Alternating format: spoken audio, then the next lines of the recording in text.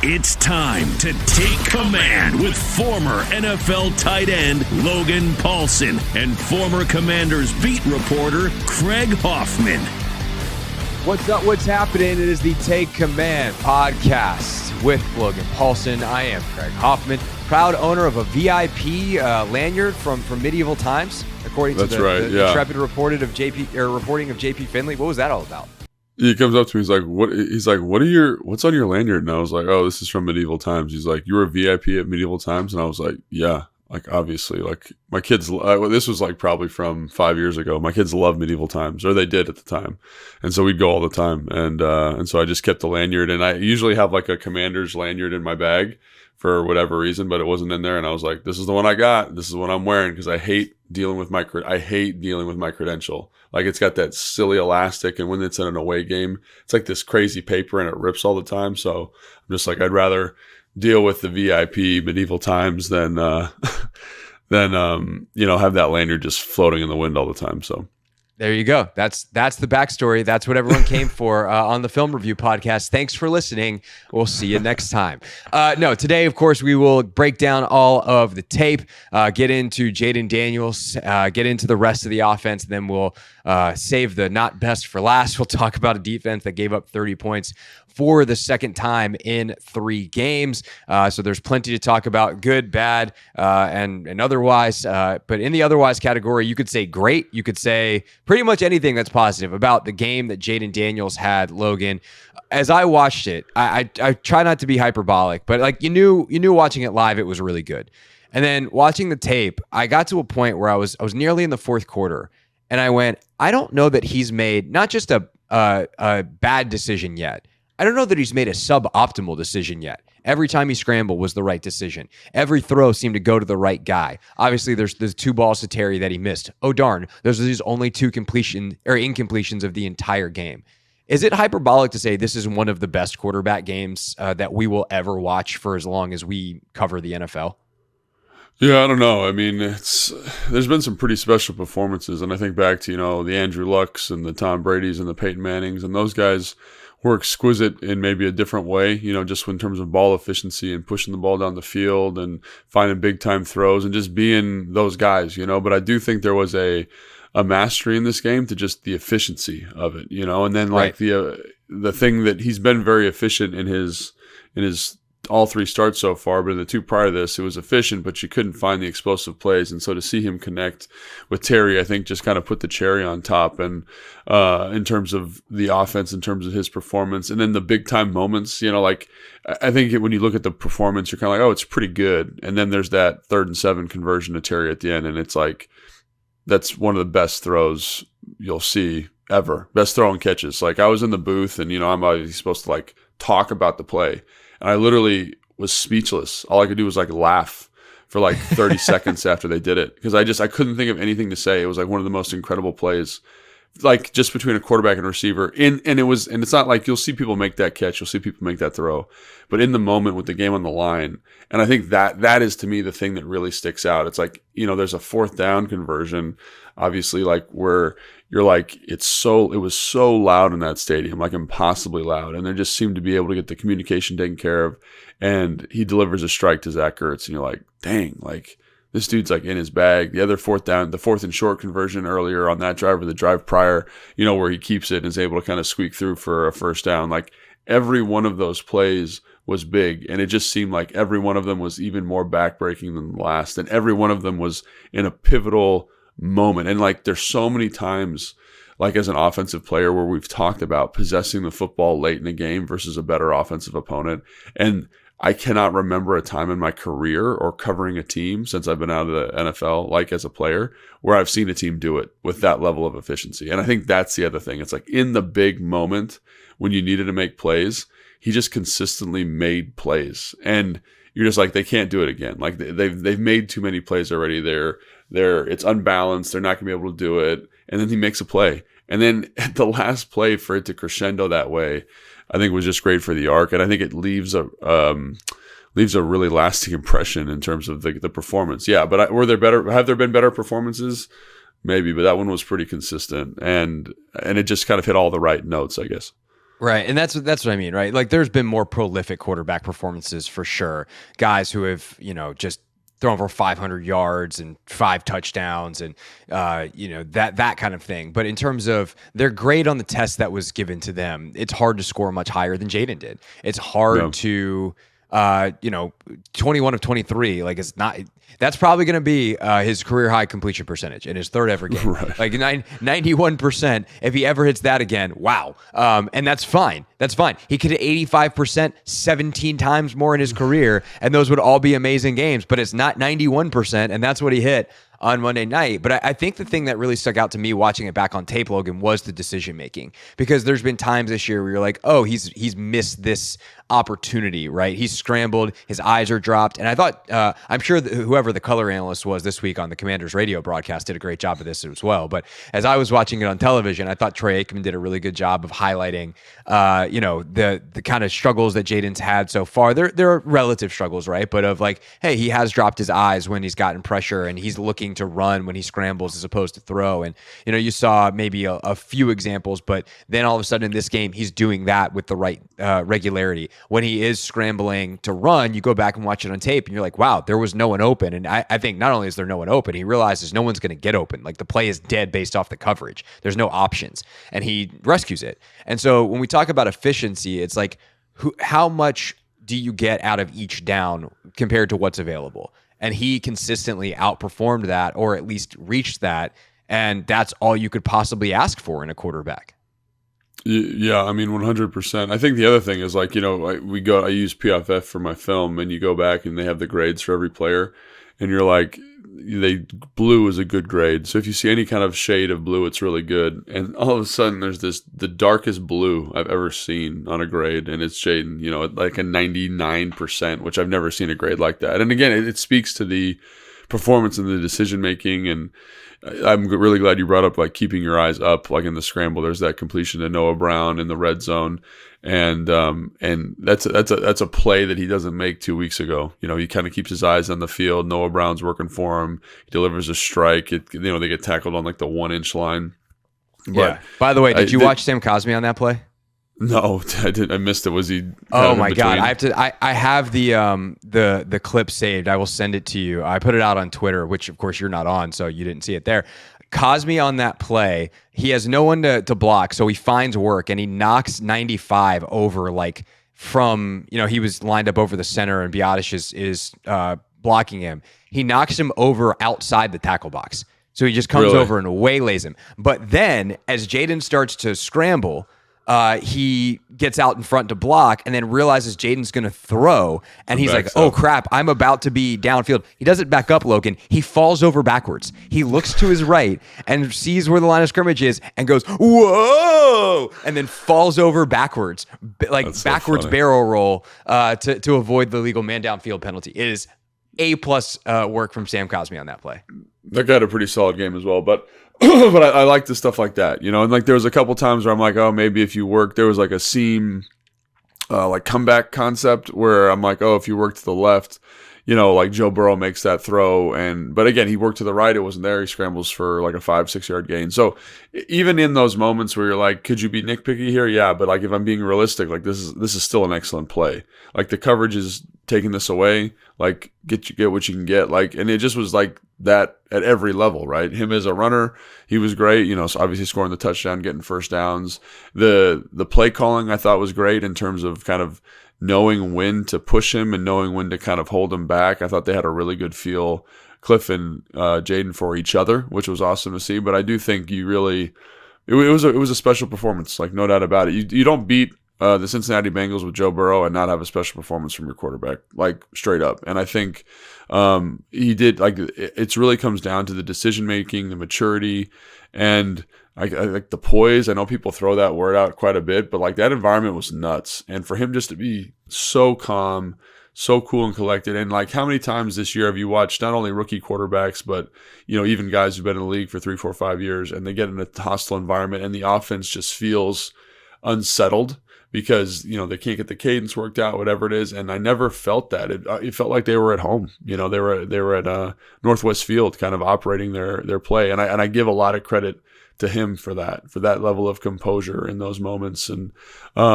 again, great game plan by Kliff, I thought, as well. But really, it was special, and it will be special. I mean, it's historic for a reason, and so we can talk about every single play that he had, but I think it was the consistency of the performance in terms of not making mental mistakes, not making unforced errors. And I think the thing that I come back to is like, even in really great quarterback performances, they usually make a mistake. They usually make an unforced error. And I never felt like he got there. The one I'd kind of be semi-critical of is the big box fade to Terry where he doesn't set his feet. But again, we're picking hairs here. We're splitting hairs here in terms of what he should have done and what he could have done there. But on the whole, man, it was special performance, and it was fun to watch. Yeah, he also missed Terry obviously early on that deep over route where you're like, dang, he is wide open, but he's taking pressure. If he sees it faster and throws with more anticipation, then he probably isn't as worried about the pressure. But that is kind of the thing, is like, that was almost the breaking point where he's like, okay, if Terry is even, I can trust him. Like, Terry's going to be where he's supposed to be.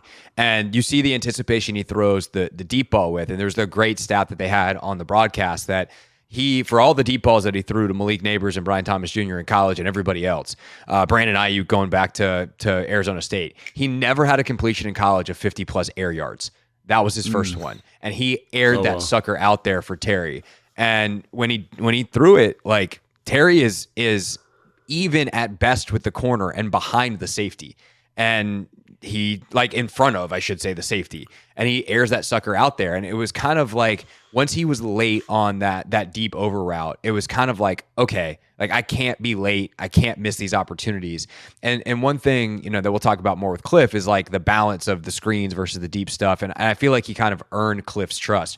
Real quick before we transition to that and some of the more schematic elements of the offense and what we liked, one more thing I wanted to just say about Jayden that I think has impressed me so far this season, or maybe surprised me, is he has a little more shake than I thought. Like, there is a little more Lamar Jackson to him than I initially thought watching him in college at LSU.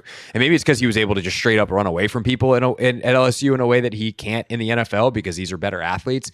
But you think of the scramble where he rolls out, sticks his foot in the ground, comes back inside. And then there's the play on the sideline where he, like, stops short, does the little spin, shakes the guy off, and then walks across the first down. It's like a gain of like 3 or 4 yards, but most guys get tackled, for -2. And that moment, like the swagger that he breaks that tackle with, and then just like, oh, I'm going to walk across the line of scrimmage or walk across the first down and then step out of bounds. That was so Lamar Jackson in the best possible way. That I think that has actually surprised me a little bit because, while he wasn't a pure straight line runner, like he was somewhere between what Robert was, for instance, and what Lamar is the shakiest guy in the league, perhaps. I think he's a little closer to Lamar on that scale than I initially imagined. And what that does is, like, those extra yards really add up, and especially when he converts them to first downs. And now he actually passed Lamar in this game for most first downs gained by a quarterback rushing on the season, and that keeps your offense on schedule in a way that is like impossibly valuable.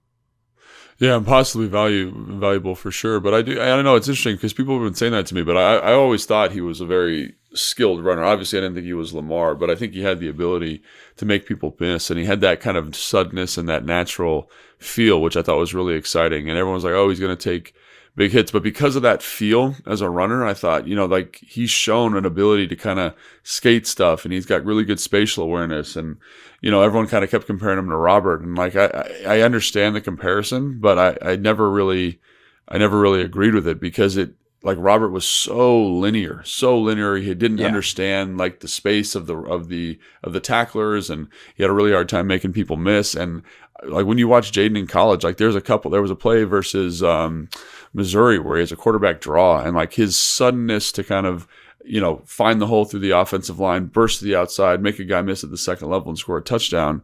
I mean, like it was there in college. And so I think it's cool now that, like, kind of maybe people who didn't watch as much film on him, like, get to see him do that, get to see this skill set. And I understand, like you bring up, maybe this is the best point coming out of this game.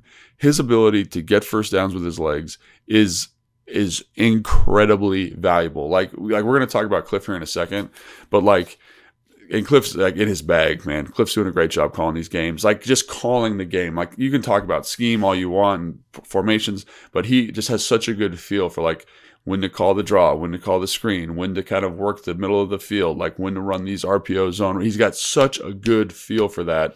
But in addition to that, and I do think Jayden supports this, Jayden's ability to get first downs or get you out of bad second and tens, third and tens into like manageable either first downs or second and shorts, third and shorts is incredibly valuable for this offense because they're never stressed. Because like even I forget what it was late in the game. I think they were at a 2nd and 20, and he scrambles or 1st and 15, and he scrambles for a 7-yard gain. Like to be after a 1st and 15 and a 2nd and 8 after that situation because of his ability to run when everything's covered up it just shows you like it takes me back to 2000. I think it was 2021 when Daniel Jones was playing really, really well and scrambling for a bunch of first downs, and you're able to manage an offense through that. And obviously he's playing better than Daniel Jones was that year, but especially in this game.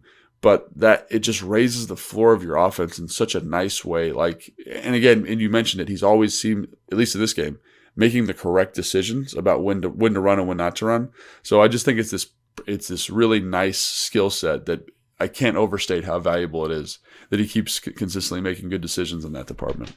Yeah, the last thing I want to hit on with Jayden more specifically before we get into Kliff, it does touch on like the play calling though, is what like, and this is a huge credit to Kliff and that staff for preparing Jayden, but also obviously to Jayden for doing the work. His ability to get in the right play as a rookie and like time score situation, and specifically I'm thinking of on the final drive of the game to set up the 3rd and 7. They're at 2nd and 20, and Jayden calls, or maybe they're in 1st and 20. I don't know what it is, but like they called back-to-back screens. And the first one I think was called by Kliff, and they both went to Diami. But the second one, Jayden clearly checks into. They show him on the broadcast. He's like rubbing his chin, like he's got a look, and he knows like we just need to get closer. Like we need to make this 3rd and manageable, and it might even be go time on 4th down. So like let's make sure that we're in a good situation. And so they get into that 3rd and 7 by 2 really solid gains from Diami Brown on screens. And so to get that yardage in that situation, to understand like, oh, I have the confidence to run this here. It's crunch time, less than 5 minutes to go on the clock. Like we're trying to ice away the game, and I'm comfortable changing the play that my play caller just sent in because that's what he would want me to do. One, you credit everyone else who makes the blocks, and Diami, who's been a fantastic screen runner this year. But the chutzpah, if you will, to make the audibles at the line as a rookie and to be right with the consistency that he's right, I think is pretty big time. Yeah, and again, they get like a 0 look there, and I think that's a really good check versus 0. Is that kind of slammer screen, at least that's what we called it in Kyle's offense, where you get the 2 receivers blocking out, and then the offensive line kind of working that way. And I love it. But I think on the 4th down, he was going to check it again, and then they called timeout. And I think, again, it's like that's good by the coaching staff. And I think this is great in terms of insulating, is you let him do what he needs to do, but if in that big moment you kind of call timeout, you bring him over and say, hey, man, we want this, you know what I mean? Like take it out of his hands a little bit. I think that balance has been really good because, like, you mentioned the checking. He checked the Austin Eckler run last week. He checked to the screen this week. And there's little subtle things that he does in the play where he's checking or he's alerting stuff. And I think he does a great job of that. And it's really, really impressive. But I also think that's a perfect sequence because it shows like, hey, he's getting ready to check it again on the 4th and 4. And then they just call timeout. And I think they're calling timeout because the play clock's getting low, but also it's like, hey man, we want this. Like, let's make sure we get this called. And I think that's, again, just a really good relationship between the coaches. Sometimes you want them to have the decision, but sometimes you need to protect them from themselves. And I think that was a really cool moment of seeing both sides of that coin on that drive, which is great. And again, like speaks to Jayden's success and also the offensive coaching staff and all the things they've done to insulate him. By the way, on that second one to Diami, if Cosme gets a piece of his guy, but his guy ultimately makes the tackle, if Cosme can somehow stick that block, that thing is out. It's a touchdown, that's why you call it, is because like the numbers are really favorable, and the guy that's got to make the tackle is pursuing from the box. So if you can beat him, which most receivers can, like I can't tell you, we used to watch cut-ups with Kyle where it's like, here's Andre Johnson scoring 5 touchdowns on slammer screen versus 0. Here's one versus Julio Jones, same thing. And it's a really effective play. So I love that I love that they installed it in the week, because obviously you don't just call that in the moment. You've prepped that as your 0 answer. And I love the execution of it. Obviously, if it's a little bit better, it's 6, and we're not talking about all these great throws he had late in the game. But Right.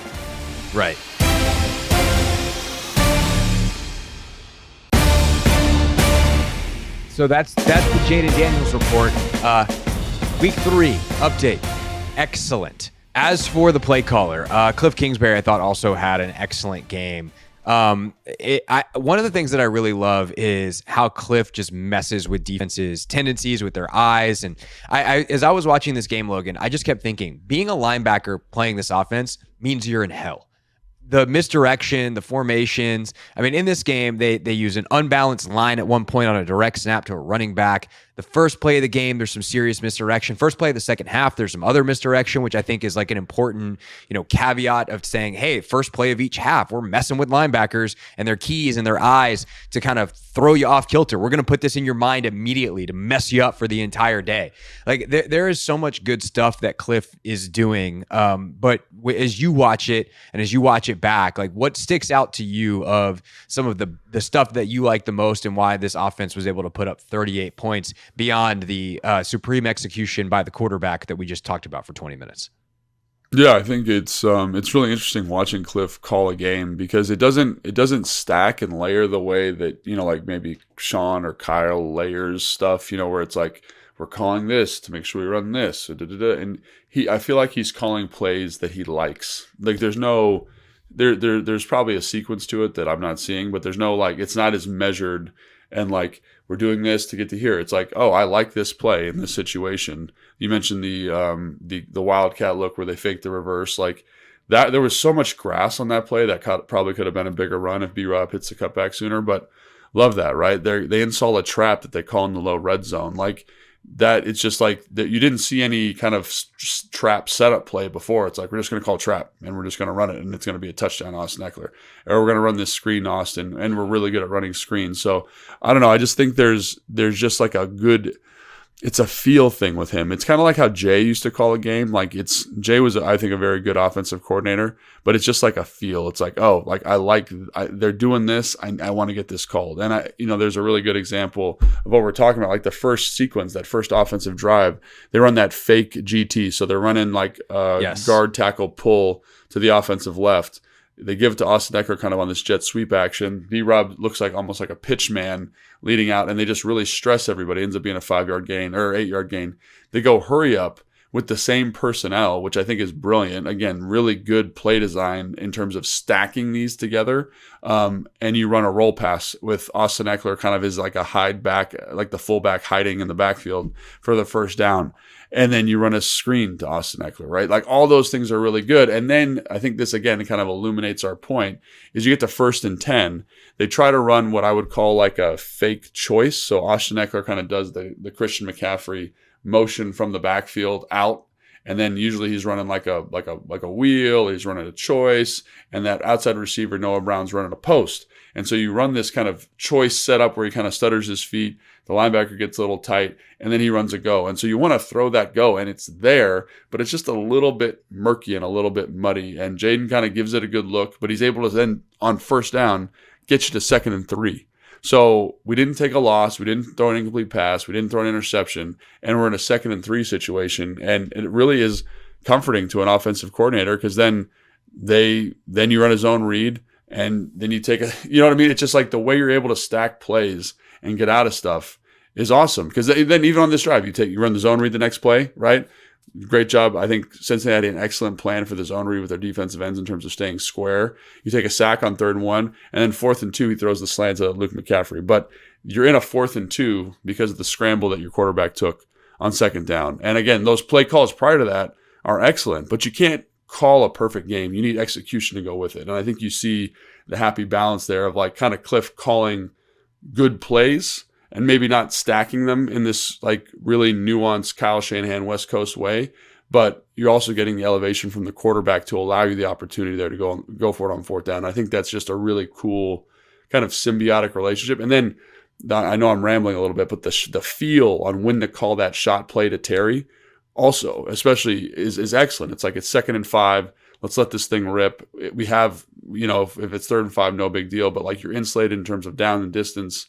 Really good feel. And again, I can't give Kliff enough credit for what he's calling and how he's calling stuff. And it's impressive by both people, honestly. I think that, with Jayden as well, like you talked about plays that he likes, it seems. And so this is where like scheme meets psychology, meets data and analytics, meets whatever else goes into this stuff. And it's like Kliff might not have this, kind of formula almost that Kyle and Sean and them have that, or maybe he has a different one that you just haven't picked up on yet because you haven't played in this offense the way that you played in theirs. But in this one, like if he's calling plays that Jayden is comfortable with, you're going to get a higher level of execution because he's comfortable with it. Like there's a confidence that goes with performance and that he's able to figure out what it is that his guys like and how to keep them comfortable. But I also do think that there's like an unpredictability to it because it just feels like there's guys going everywhere. It's like a screen to the right, screen to the left. We got GT, then we got GT, the kind of fake GT, if you will. Like on that first play of the game, the guard and the tackle, I think it was, like they pull to the left, B-Rob follows them, but the ball goes to the right to Austin. Like there's stuff like that where you have this eye candy, and then all of a sudden you get down in the red zone and we're throwing a thick 6 to Trent Scott. He's hopping out there. Let's go. Like it's just so big time in terms of the what you're able to get, and the offense feels like it's flowing. And my question ultimately in the long term is going to be, does that unpredictability become predictable if he keeps running the same stuff? It's like, oh, I like this play in 2nd and 10. And eventually defensive coordinators are like, oh, Kliff likes this play in 2nd and 10. We're all over it. And is that why he's maybe struggled late in seasons? And so there still are questions to be answered. I don't think Kliff Kingsbury's figured everything out as an OC because there's no such thing in the NFL, right? Defenses constantly adapt. You're constantly having to make adjustments. But for right now, what they're doing, I think the thing that I love the most and that I think is really cool is, one, the creativity, but two, like you said, using the personnel of like, let's get in 2 back, and that's a great personnel grouping for us. And then we don't lose any formational flexibility because we have guys that can line up all over the place and do a bunch of stuff and kind of put defenses in a bad spot that way. We'll catch you in your personnel and then abuse you the way that we want to. But I think there is obviously a lot of great stuff that's ultimately leading to what we hear about Kliff from guys like Zach in the offseason of like, he's so player friendly because he continually finds ways to get guys the play they like, whether it's a deep ball to Terry, all the stuff that Jayden likes on down the list. Yeah. And I think, even on the next drive, you see some of the stuff you're talking about there. You have a zone read. And again, that was pretty successful for him. I think it got less successful as the game goes on. But they're in a 2nd and 3, and they run a keeper, which I really like keepers. I think it insulates quarterbacks. That's not something that, at least when Kyler was when he was with Kyler in Arizona, I didn't see a ton of it, but they're running more keepers here, and it's covered up, right? And so is that a dead play? Yeah, probably normally, but Jayden's able to scramble for a first down, right? Then you're able to get to a 1st and 10. It's a neutral run, 2nd and 10, right? They run that little drift concept where they stack the 2 running backs behind each other. Do you remember that? It's like B-Rob's in front, Austin's in back, and they just jet each other out. They don't really have anything else that they've run off of that. There's no run off of that. They just run this motion in the backfield. And you think, oh man, you need to set that up. You need to show a run to kind of get the linebackers to draw it. But the linebackers play it exactly how you'd expect them to. They split action. They run a little drift behind it. And it's just like that little drift or strike route that Kyle runs a ton of. Like he runs it because we've run outside zone to the left 12 times in this game so far. And that linebacker has to fit the backside B gap. Here it's like, looks like, I know you're going to match the flat. So like match this flat and we're going to throw this in right behind it. So to me, that's a really good example of kind of like, that's a good play. Just call a good play. You know what I mean? Right. Like you don't need to overthink it. Like they'll play it the way you want them to play it. By rule, they have to do it this way. Don't overthink it. Just call it. And again, I go back to the fact that Jayden Daniel on 2nd and 3 gets you to the 1st and 10. And I think it's just this perfect mixture of allowing Kliff to get deep into his bag in terms of play call. Like I think about Tampa Bay and how kind of herky-jerky the offense felt because they weren't really on schedule. And I think over the last 2 weeks, you've seen how effective he is at knowing when to call these specialty plays. You know, we talked about the one where they're in the unbalanced line, they shift to Wildcat, and they run that play. Like they did the same thing the week prior with the throwback to Austin versus the New York Giants. He kind of has a good feel for when to call those plays. And then, again, maximizing the player and the player helping to elevate and keep you on schedule in terms of first down.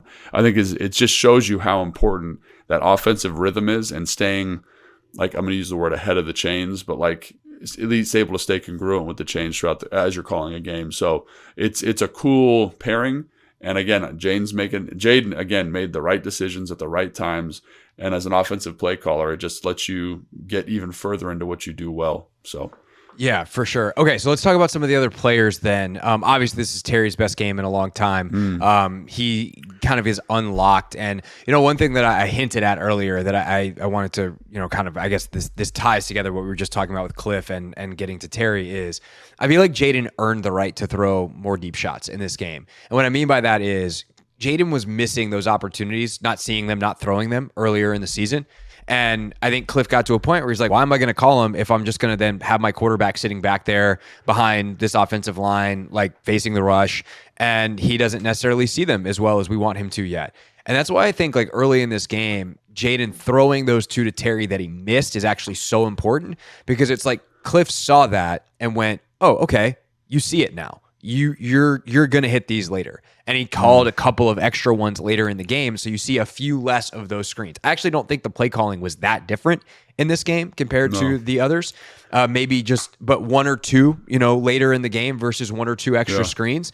And he hits them, and it looks completely different. So what did you see on that front in terms of I guess the simple version of the question without all that setup is like, why did Terry get the ball deep today when he hadn't so far this season? Well, I mean, like I've said this, and we've been saying this on this show for the last 3 weeks, is like there are opportunities for Terry that have been missed. And this is a game where the opportunities to Terry have been hit. And it's like, cool, Terry's in the offense now. But we like this, and everyone's like, oh, how are they going to get Terry involved? Like I was doing a thing with Grant Danny on game day. They were out in Cincinnati. Or wherever they were, Indiana. I don't know. They were in that like little trifecta of city, wherever it is. Anyway. Yeah, they were in a casino in Kentucky, which is somehow right next to Cincinnati, because America. Somehow magically. It's a big country that gets very small. Geography. But I was like, I'm not really that worried about it, because like there are opportunities for him, and Terry is really good at those types of throws specifically, right? And I look at the first play, and I think it's just the explosive play that gets them down inside the 5, and they're in quarters coverage. Cincinnati, like that play should probably be dead. But Terry runs an excellent release. He stacks the receiver. The receiver, or the DB, to me looks like he thinks he's going to run an out, so he kind of opens his hips. It's exactly what you want. You get it off the stem. It's a really subtle trick, really nice by Terry. Push that vertical. The guy's in trail position, and the quarters player, because you've widened, now cannot impact the throw. So, and again, the ball couldn't have been positioned any better. So obviously the protection's excellent on that. And that's another thing. Kliff did a great job of saying, like, Trey Hendrickson is an absolute monster. Like I do a lot of consulting for defensive ends around the NFL, and watching what he does on a down-to-down basis in terms of anticipating the snap count, his rush angle, the strength of his hands, like he's a problem. But like Kliff knew it was going to be a problem, and the offensive staff knew it was going to be a problem. So there was I think maybe 5 times the whole game where the left tackle is without chip help. So there's a nice firm chip there, ball down the field, perfect ball. Great tracking by Terry. And that is almost the exact same play. It might be the exact same play that they called week 1 versus Tampa, and he missed the throw. It might be the same exact play. Like same exact stem, same exact read. And the only thing I don't know is like on this one, they had to dig on the backside. They might have had a double go in the first week. But that's essentially the same protection, same setup. And they missed it that one. And everyone's like, oh no, Terry's not on the offense. And now they hit it. And, great. And like, I think and then the explosive play at the end of the game, also same type of thing. Like they've run that route concept before 100%. And this time Terry wins. And Jayden, I mean, talk about like the throw of the year, like holy cow, delivers an absolute dime while getting smoked. But they've called those plays. Terry's had those opportunities, and now they've hit them. And so great, Terry's in the offense again. And this is how it's going to be. It's like, this is the nature of playing receiver in the NFL. It's up and down, because you're relying on another person to see it and throw it. And hopefully Jayden now is developing that level of confidence and comfort with Terry where he'll do it more often. Yeah, and if teams start like doing crazy stuff to take him out of the offense to prevent the deep stuff, there'll be other underneath stuff that opens up. They'll probably get him involved in other ways. They'll probably throw him a couple of screens or a pop pass or whatever, because I do think they understand the importance of getting him the ball. But like this is their preferred method of getting him the ball, and I can see why, because it scores touchdowns. Right. So there's that. The other guy that got involved more that I also like, I kind of had the same. I'm not worried about it. Approach is Luke McCaffrey, because he was open a number of times in the first couple of weeks. Jayden just didn't see him, didn't hit him, didn't make the throw for whatever reason. And it's like eventually that's going to happen. Those two have a great relationship. They've been working hard together all off season. Luke's a rookie. You know, he'll earn that trust and things will be fine. And he comes up with a few huge plays in this game, including obviously the fourth down, which I'd love for you to break down, where he gets into that second throwing window. Yeah, which when I saw in the game, I was like, oh my gosh, great job by Jayden being patient.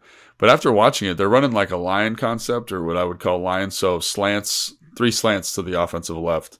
And then Noah Brown's running a comeback. And so he looks to the slants, and then great job by Jayden, like working your progression. And I think he's throwing the comeback, honestly, to Noah Brown. Like the ball is perfectly in line. And then Luke McCaffrey just runs underneath it. So I don't know who he's throwing the ball to, because his eyes snap to Noah Brown. Have you seen the play? I've watched it back, but I didn't notice that. I thought that he did a great job of like letting Luke get to that second window, because that's what I thought too. But then when you watch it from the end zone, especially the Cincinnati defensive perspective, it's like I kind of want to ask now, like, were you throwing it to Noah? Because you might have been, because they end up like stacking each other perfectly. It would have been a perfect throw to Noah Brown, but like Luke McCaffrey intercepts it kind of. Anyway, but like the process there, by either way, as my point is that Jayden is able to get off a concept, work to the second read, and it ends up, whether it is Luke or Noah, deliver an excellent football. And it's one of those things where it's like, when you're in your, like throughout the game, Jayden did a great job of that, of finding Luke through his progression. I think he hit Luke on a dig later too, where he works to the offensive right, play concepts dead,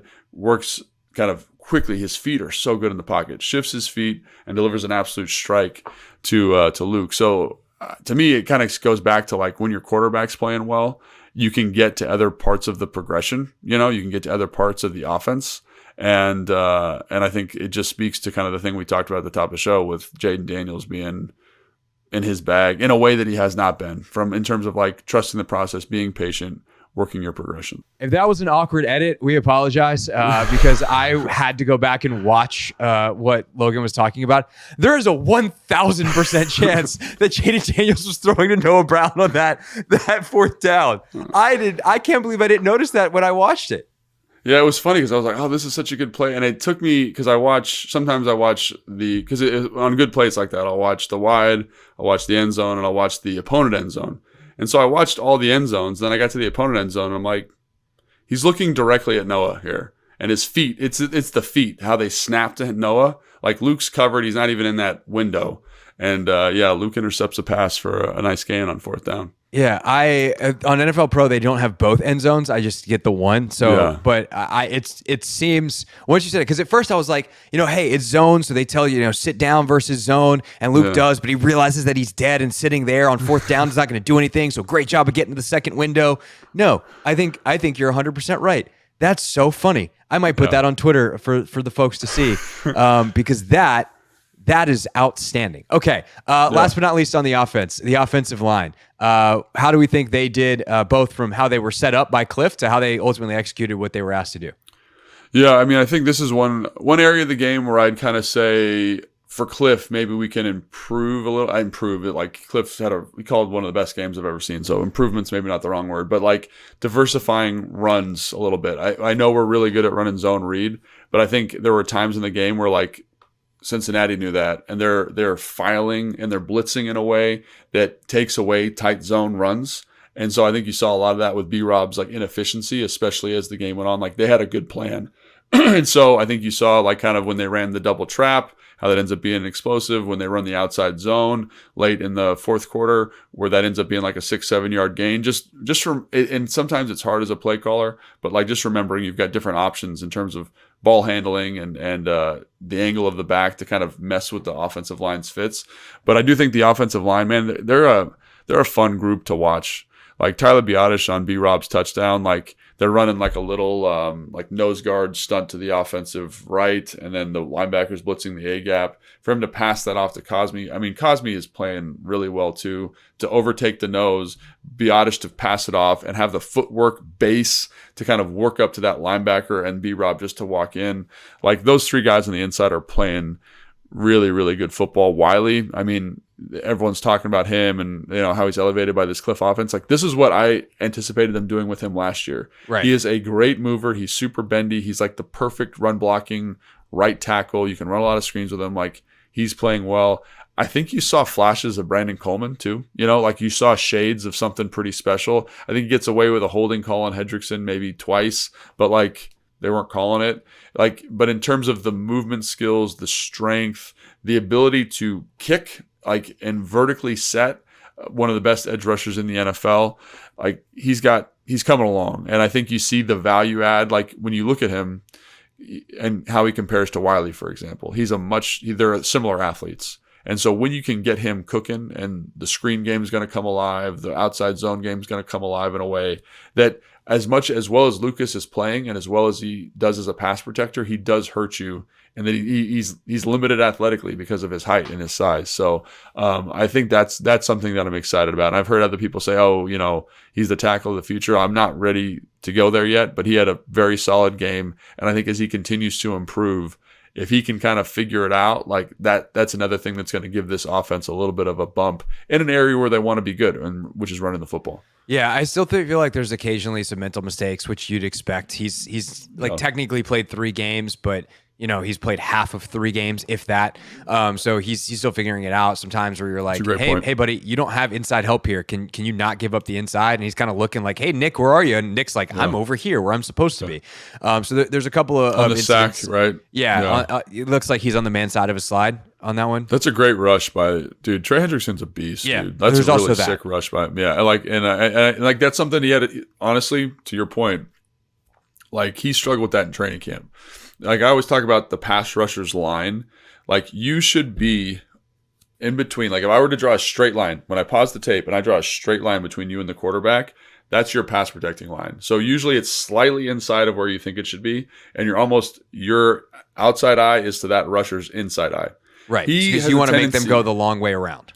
Right, and you can set like a bull. You can set like a power rush there because you got a base. You're on the line. Like that's where he has to go. He has a tendency, even in training camp, to overset that line a little bit. And I think it goes back to the fact that he's relatively new to football.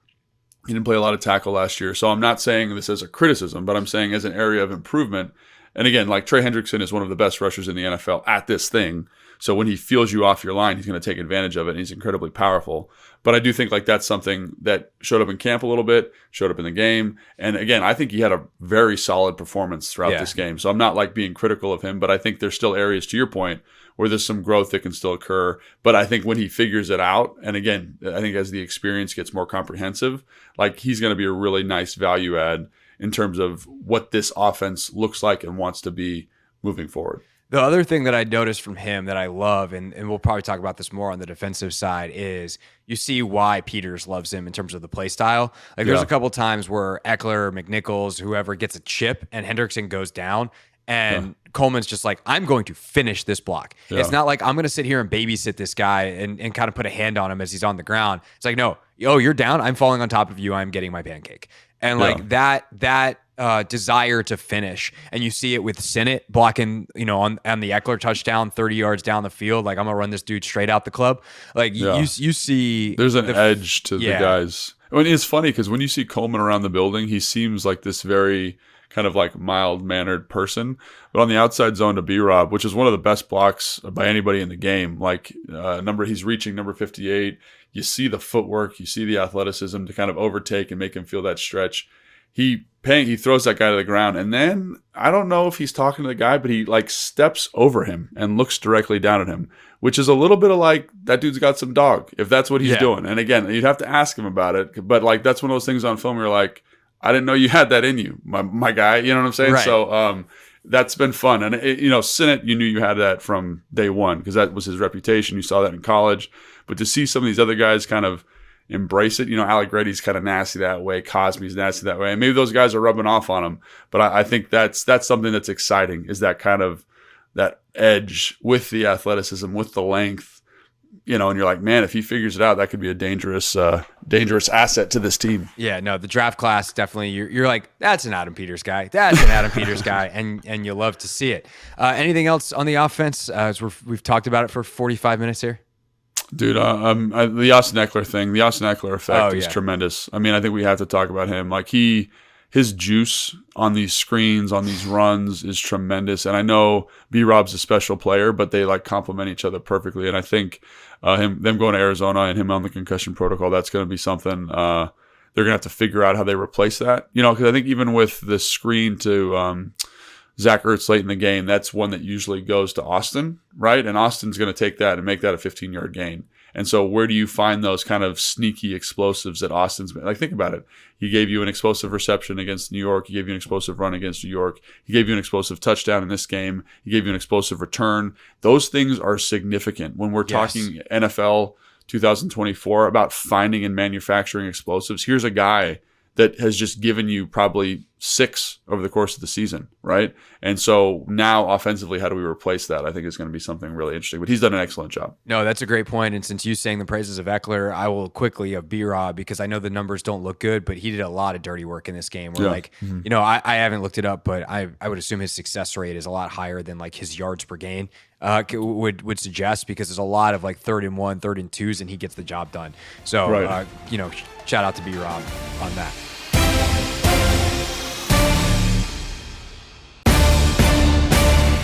All right, 38-33. We talked about the 38. Now let's talk about the 33, Logan. Joe Burrow is real good at football. Jamar Chase is unbelievably good at football. But if you're looking at this through the Washington perspective, what sticks out when you watch the film of this defensive performance? Yeah, I mean, I think there were some good things, and I think they were playing a dangerous game from the beginning, and it's something we talked about in the preview show, especially with T. Higgins back in the lineup. Basically, like, they needed to play bend but don't break, and I think they bent quite a bit, but they made some stands and they made some plays when they had to make them. Like, I think back to I think it was the second drive of the game when Mike Sanders still breaks up that screen, gets you to 3rd and 10. The next on 3rd down, they're in this kind of it looks like single high disguise. It looks like Percy Butler's man on man with Mike Gesicki, but they're really rolling the 2-man. And that is one of the best plays I've seen by a safety in a long time by Jeremy Chin. Like, the amount of ground that he covers, the contact that he has, great job by Percy Butler playing the right technique. It'd be so easy to try to over pursue that and kind of get over top, but trusting that Jeremy Chin's going to get there. That ends up that's the drive that they missed the field goal on, and honestly ends up being the difference in the game, quite frankly. But they had enough of those plays. There weren't many, but they had enough of those plays to kind of make sure, and being supported by the offense, of making sure that the game plan was executed effectively. I think the one thing I'd say is there were times where I thought, man, Joe Witt Jr. is being extremely patient here. He's okay with these check downs and making them go the length of the field.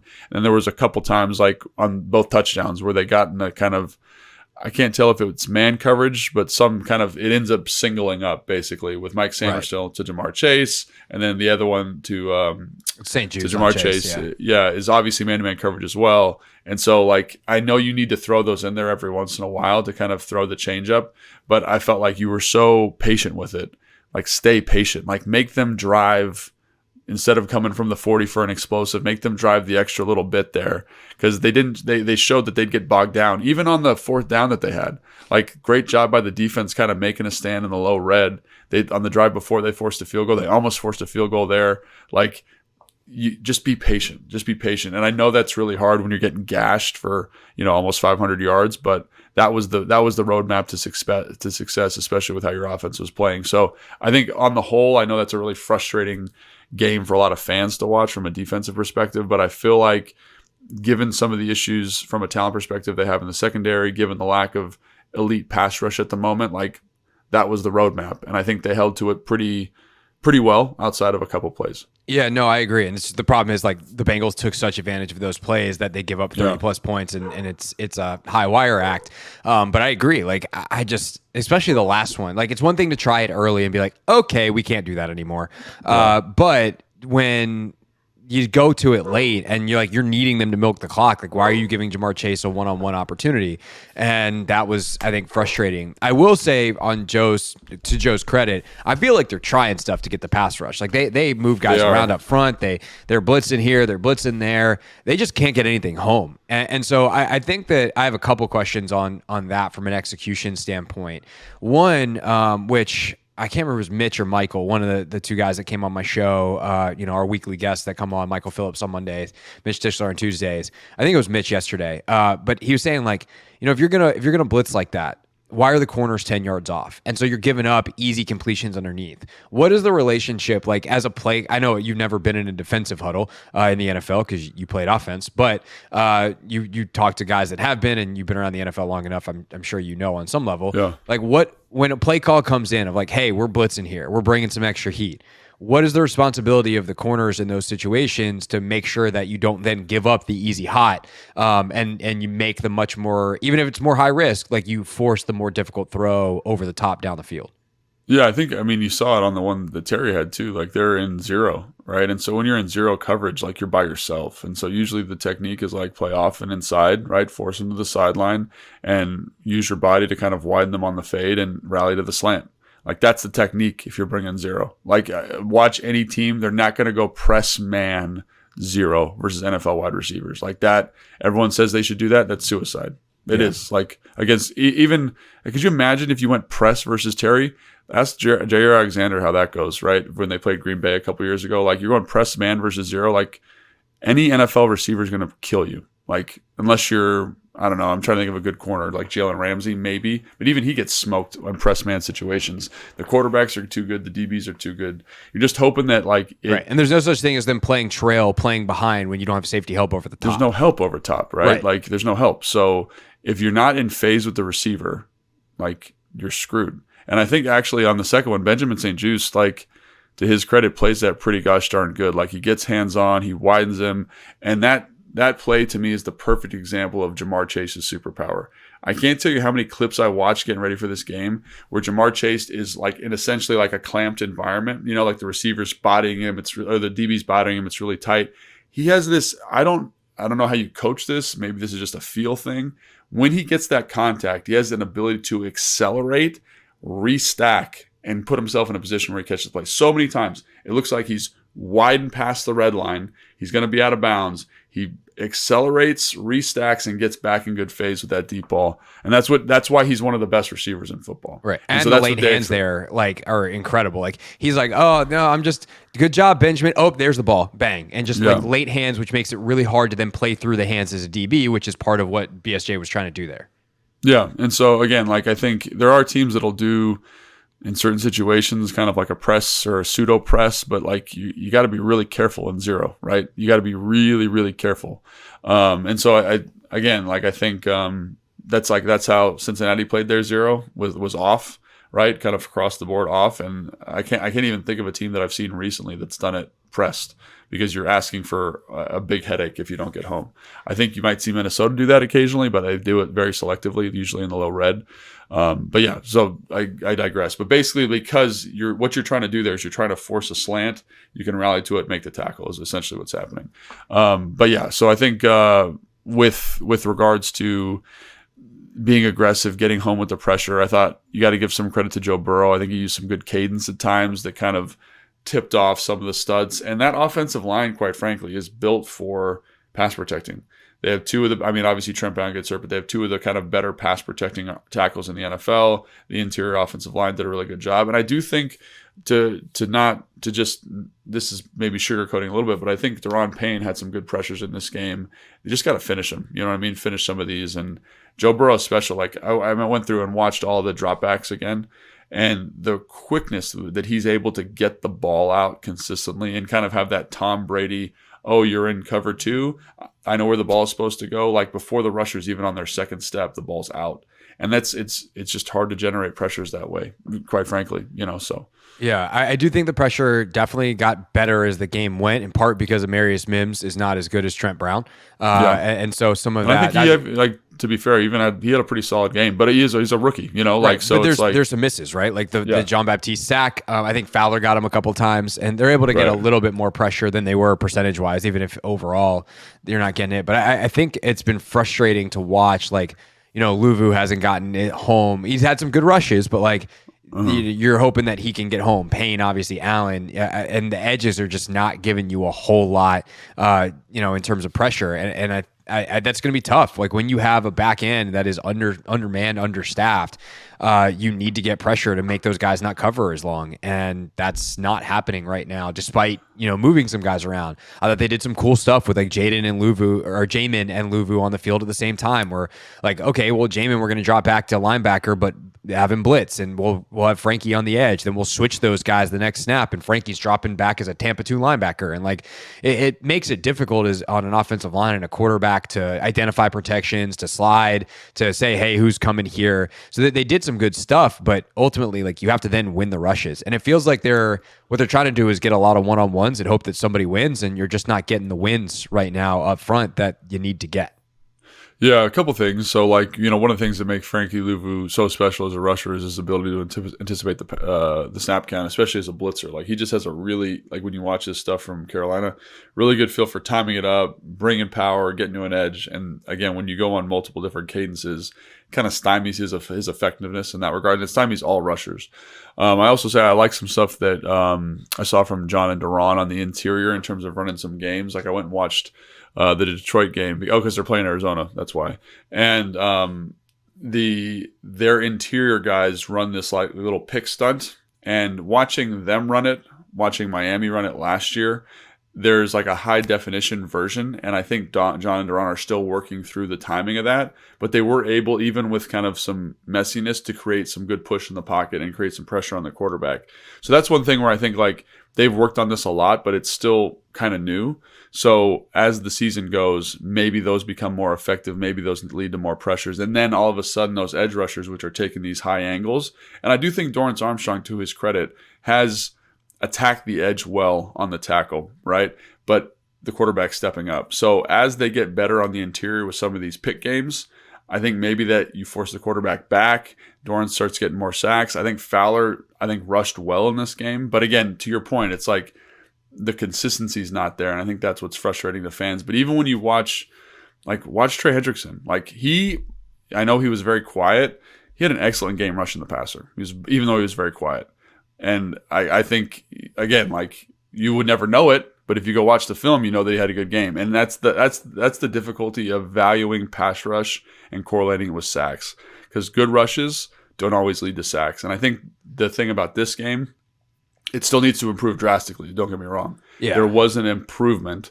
It's not where it needs to be, but I like that we're trending in a semi-positive direction after this game. Yeah, I also think the play style is starting to be more impactful. Like, you're seeing some of these bigger hits. You're seeing guys. I mean, dude, Johnny Newton, his hustle is outrageous. Yeah. Like, he made two plays. That's what he was in college, though, man. Like, that's what. Like, that's why they love him.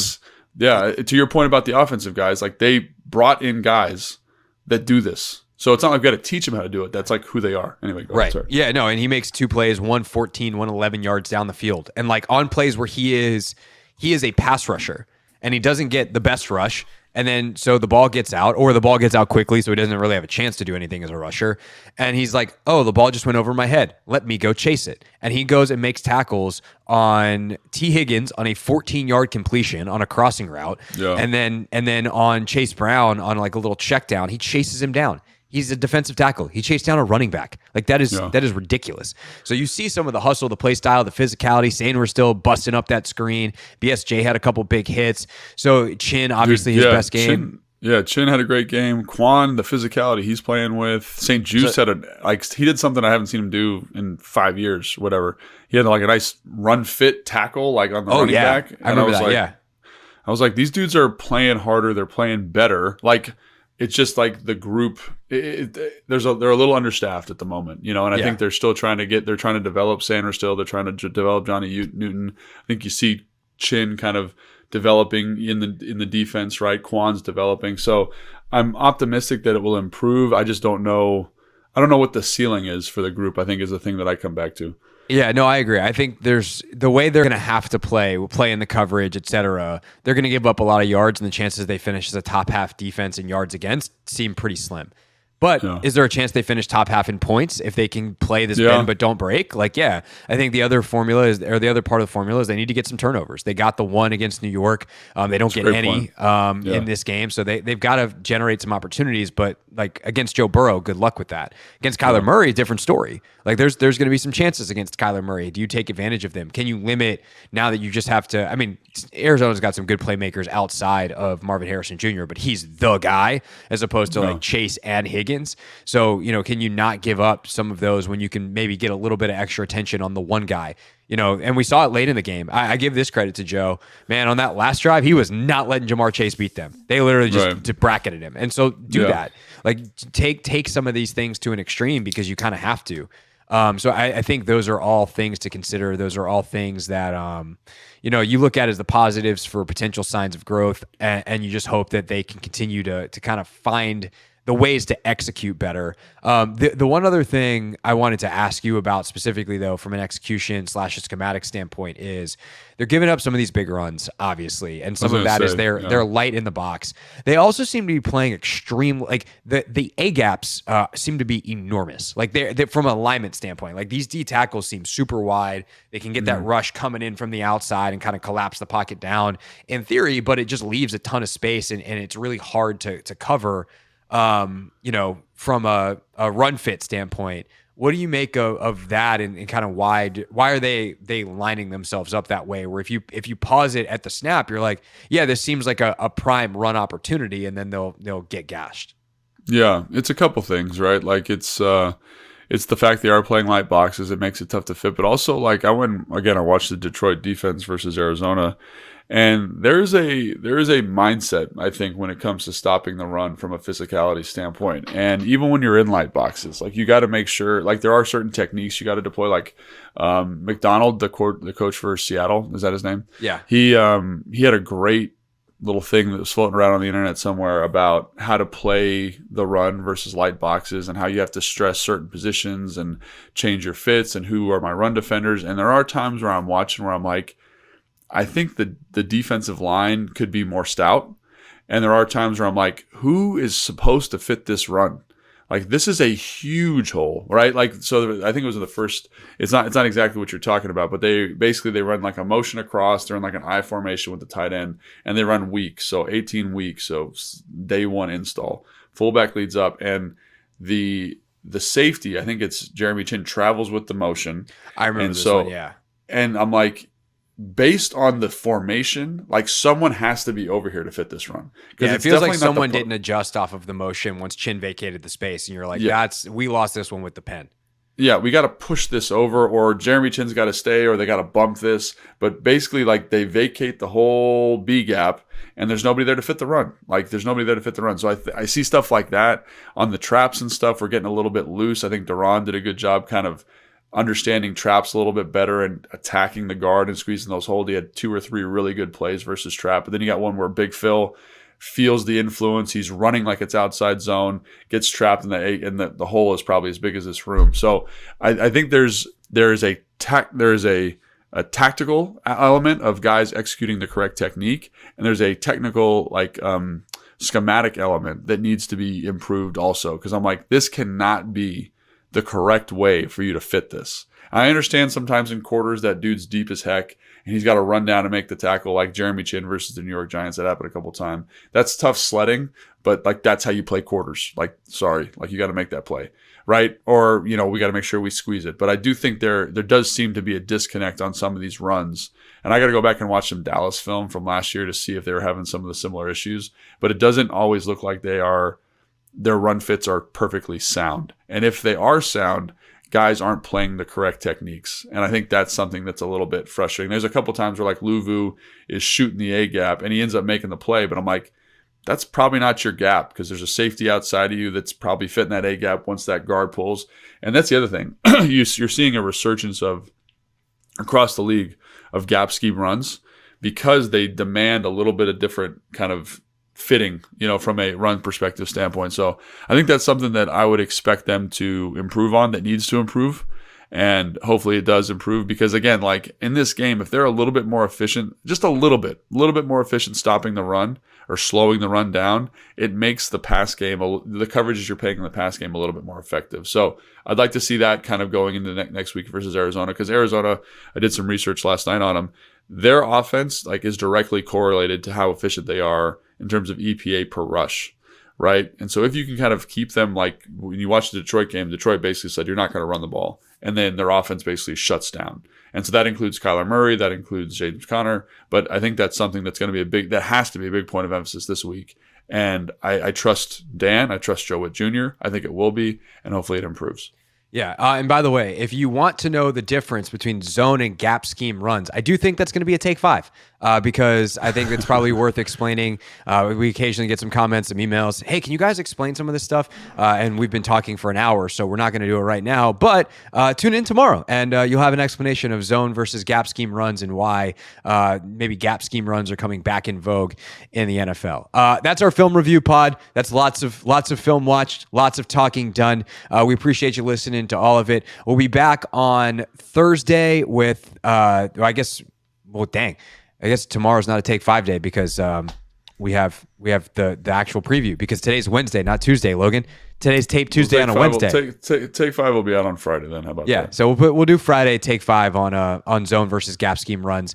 So sorry you have to wait an extra day for the explanation, but we promise it's coming. But tomorrow we have our Arizona preview. The team is already out in Arizona. They went straight there after the game, so they are getting their prep done, and we'll see what they can do against Kyler Murray and company on Sunday. Appreciate everyone for watching and listening. If you made it this far and you're not subscribed, well, you clearly liked it because you made it this far. Go ahead and subscribe in Apple Podcasts, Spotify, wherever you're listening, or on YouTube at the Team 980 or at 1067 The Fan. Thanks so much for watching and listening, and we'll see you next time on Take Command.